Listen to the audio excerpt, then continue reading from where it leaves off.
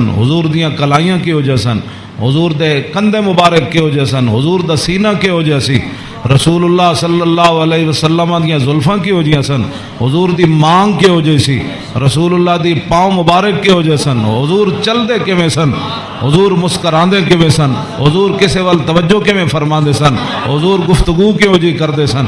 کہندے میں اپنے ماموں جان کولے ساریاں گلاں پوچھیاں تے فقطم تو قال الحسن و فقطم تو الحسین زمانہ۔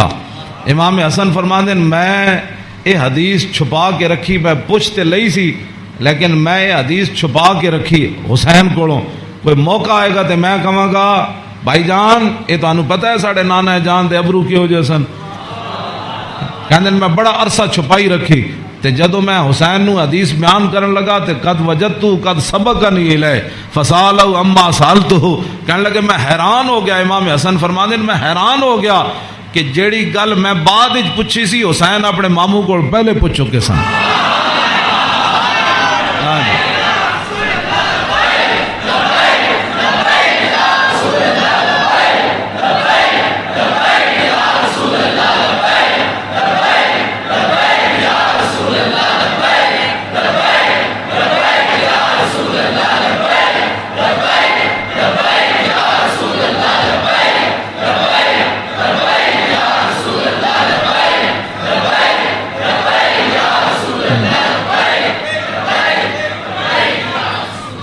امام حسن فرماندے اس تو اگلی گل نے مینوں اور حیران کر دیتا، ووجدت قد سال اباؤ عن مدخلی وعن مخرجی وشکلی فلم یدا منہ شیئا۔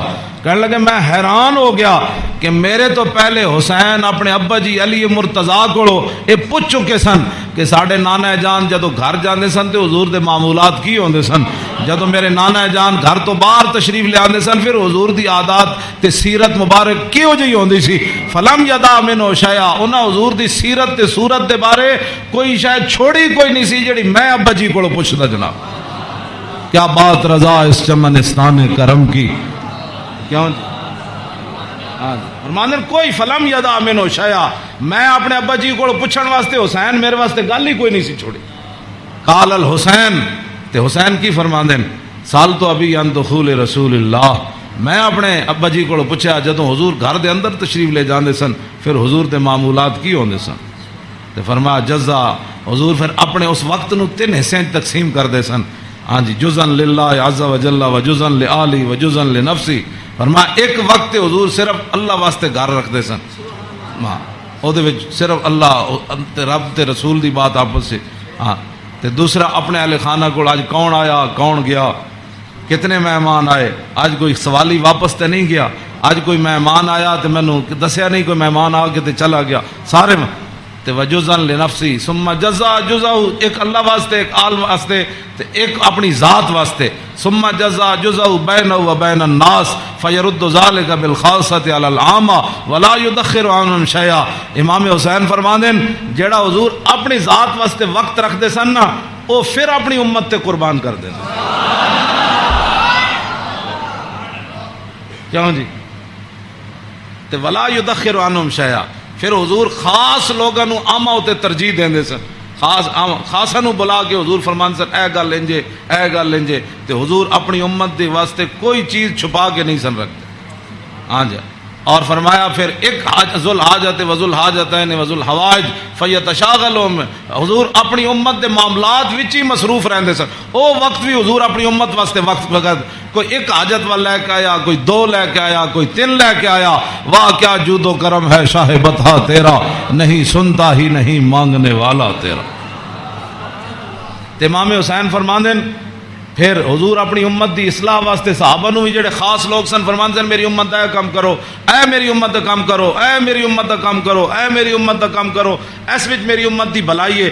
او جڑا وقت حضور دا ذاتی سی نا او بھی خاص لوگوں نو صحابہ نو اندر بلا کے حضور فرمان سن اے کام رہ گیا، او فلانے بندے دا کام رہ گیا، او فلانے بندے دا کام رہ گیا، او فلانے دا اے چیز رہ گئی، فلانے دا مکان نہیں بنیا، فلانے دے گھر مکان ٹوٹ گیا، او فلانے دے اتنے بچے نو دے آمدنی کم ہے اوتھے روٹی پہنچاؤ، اوتھے خرچے پہنچاؤ، او فلانے بندے دا گھوڑا کمزور ہے اونوں گھوڑا نواں لے کے دیو، اونوں او بیمار ہے سار حضور اے سارا کام جڑا فرماندے سن حضور اس وقت نو ہی اپنی امت واسطے وقت فرما دے۔ آج امت کیسی ہے؟ حضور ذاتی وقت بھی امت نو دے دیتا. آج امت کیسی ہے کہ امت کے پاس درود کے پڑھنے کے لیے بھی وقت نہیں ہے. آج امت کیسی آ گئی کہ انگوٹھے چومنے کا بھی یہ فتوے پوچھتے ہیں کہ جی میں نے کہا حضور نے ذاتی وقت بھی تیرے اوپر لگا دیا. ہاں ہاں. اور حضور وہ ذاتی وقت جو تھا امت کی اصلاح کے لیے حضور اسی میں مشغول رہتے اور صحابہ کو بھی مشغول کر دیتے کہ بھائی میری امت کا وہ کام رہ گیا, وہ غریب کا کام رہ گیا.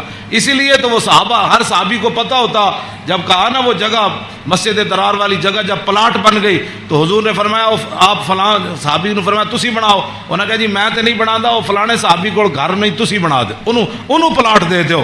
یعنی انہوں نے یہ بھی پتہ سی جس کو گھر ہے تو جس کو گھر کوئی نہیں. یہ کیڑی امت ہے جڑے نال ہمسائے دا بھی پتہ نہ ہوئے کہ کھا کے ستا.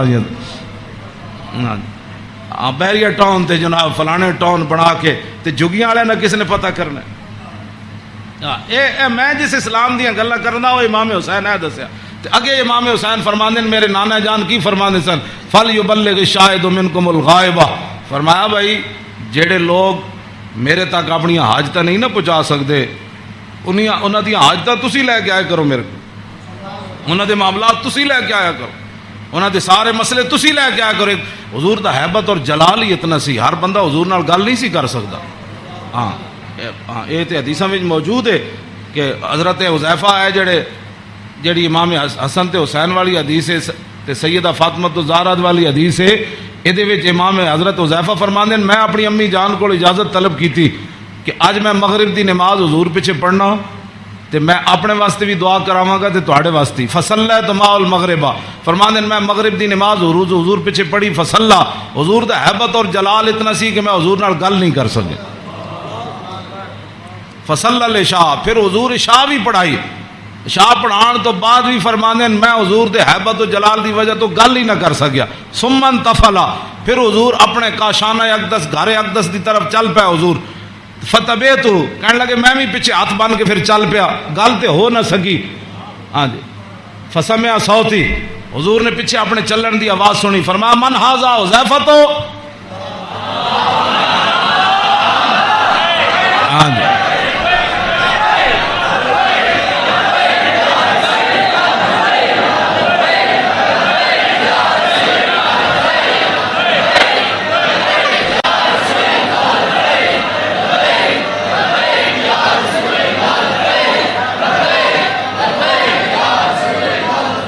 توجہ.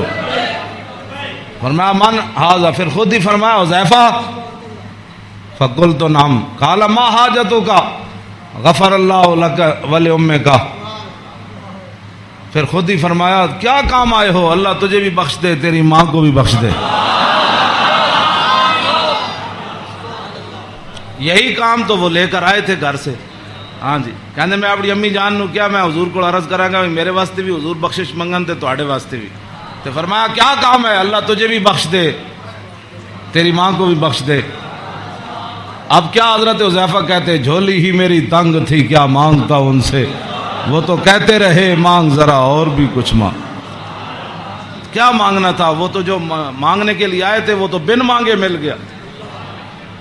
تو پھر اس موقع تے فرمایا حذیفہ ان ھذا ملک لم ينزل الارض قط قبل هذه الليله استاذن ربه يسلم علي ويبشرني بان فاطمه سيده نساء اهل الجنه وان الحسن والحسين سيدا شباب اهل الجنه. اب حضرت حذیفہ تو اس فرشتے کو نہیں دیکھ رہے تھے, لیکن میرے آقا نے فرمایا حذیفہ جو تمہارا کام تھا وہ تو ہو گیا نا, تم دعا کرانے کے لیے اللہ تجھے بھی بخشے. بتا کیا چاہتا ہے. انہوں نے پھر آگے سے کیا بات کرنی تھی وہ تو کوئی نہیں. فرمایا حذیفہ یہ فرشتہ یہ تو قریب اشارے کے لیے آتا ہے, ذالے کا دور کے لیے آتا ہے.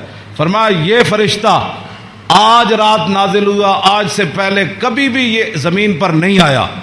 کیوں نازل ہوا؟ استاذن ربہ, اس نے آج اپنے رب کو اجازت طلب کی تھی. کیا؟ بین یسلم علیہ, یا اللہ میں نے آج اجازت دے میں تیرے نبی نو سلام کر کے آؤں.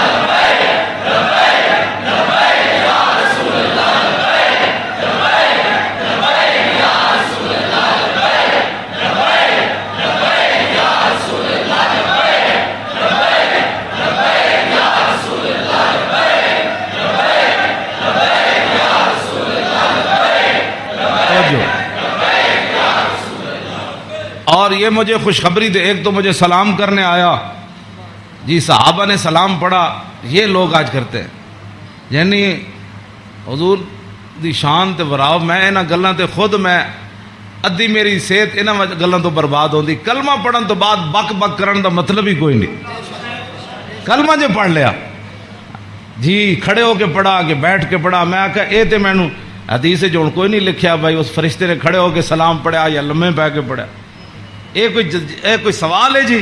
جب فرشتے آئے تے حضور نو سلام پھر کیویں دیتا ہونا ہے؟ انجی کیا ہونا ہے نا جناب؟